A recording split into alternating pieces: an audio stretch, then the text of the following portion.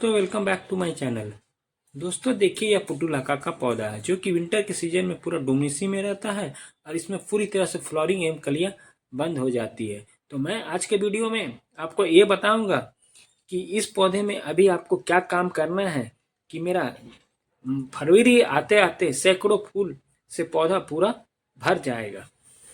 दोस्तों विंटर के सीजन में कोहरे एवं धुंध के कारण पुटुलाका, मॉस रोज, नाइम एवं कि जो भी प्लांट्स है सभी प्लांट्स डोमिनिसी में चल जाते हैं और इसकी पत्ती जो है पूरी तरह से सूख जाती है। ना पौधे का ग्रोथ होता है, ना कलियां आती हैं, ना फूल खिलते हैं इस पौधे में। तो इस पौधे को अब तेज गर्मी चालू हो गई है दोस्तों, दोपहर वाली। तो अब इसे डोमिनिसी से पौधे को धीरे धीरे बाहर निकल रहा है।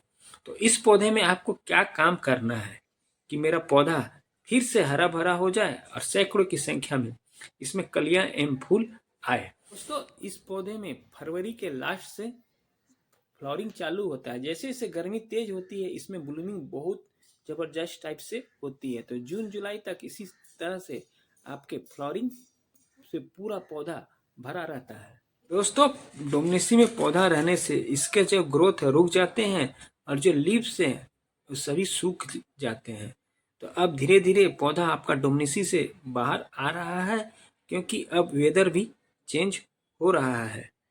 इस पौधे में आपको 3 से 4 काम करना है। उसके बाद आपके पौधे में सैकड़ों की संख्या में सिर्फ कलियां ही कलियां नजर आएंगी और फूल से पूरा पौधा आपका भर जाएगा। तो दोस्तों चलिए मैं बता रहा हूँ, सबसे पहले आपको इस पौधे में करना क्या है।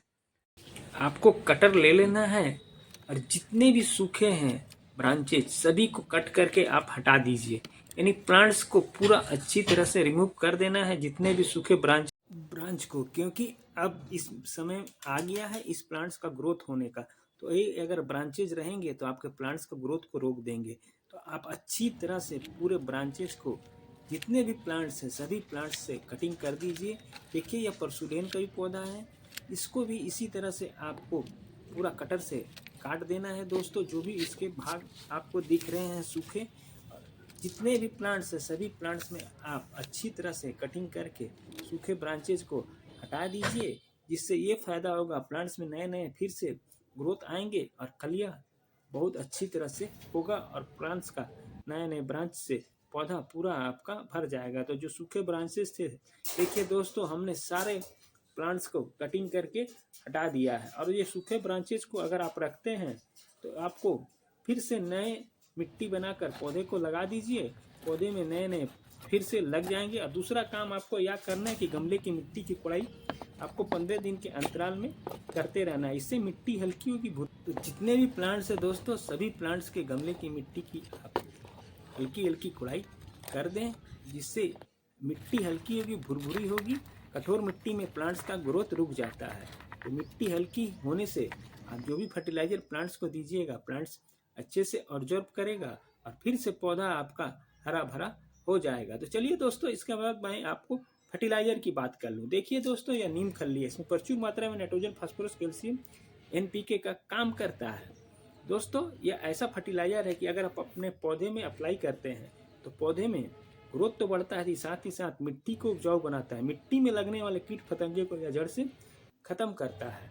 तो आप नीम खल्ली का 1 चम्मच ले लीजिए। आपके जितने भी प्लांट्स है सभी प्लांट्स में गमले की मिट्टी की कुड़ाई करके साइड साइड आपको डाल देना है। जितने भी पौधे हैं दोस्तों आपको 1 चम्मच सभी प्लांट्स में आप डाल दीजिए।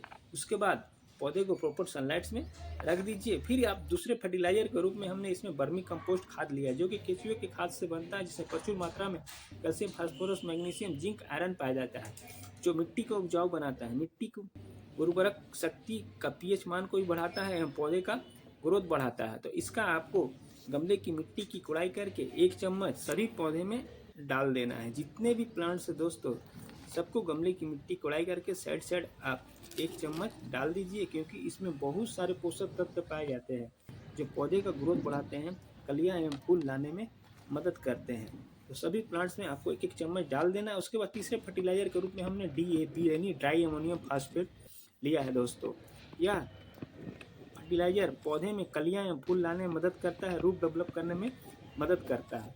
इस फर्टिलाइजर को तो आपको डालना ही डालना है, क्योंकि अभी पौधा आपका डोमिनेसी से उभर रहा है। तो ऐसे पौधे को आप पोषक तत्व से भरपूर अगर खाद नहीं दीजिएगा तो प्लांट्स का ग्रोथ नहीं होगा।